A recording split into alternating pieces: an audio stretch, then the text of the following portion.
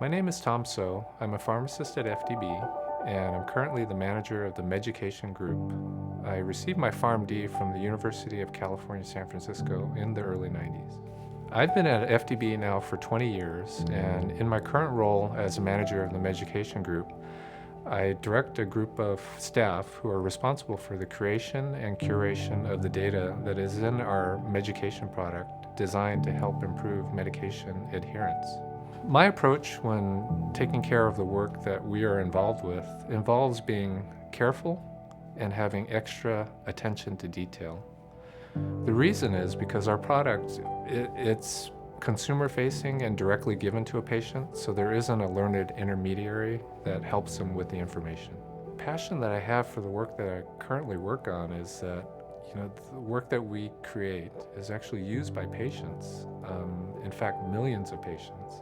When I worked at the hospital, you had a census of maybe 200, 300 patients that you were affecting.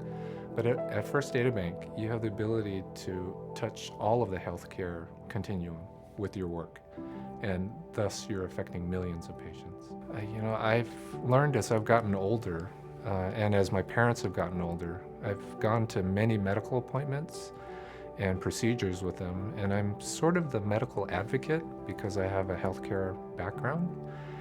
And being that advocate, helping to translate what the doctor's telling them, why they need to do what they're supposed to do, why they need to take their medication. And I think of FDB as being also that advocate for the clinicians and ultimately their patients. If you're considering working at FDB, I think the thing you have to always remember is that you can never stop learning. When I was a hospital pharmacist, we had a small formulary of drugs, and I knew those drugs inside and out. But working at FDB, we have the whole universe of drugs available in the United States and even other countries like Canada and in the Middle East. You have to know everything about all of these different drugs, so you're constantly learning about those drugs and their effects on patients.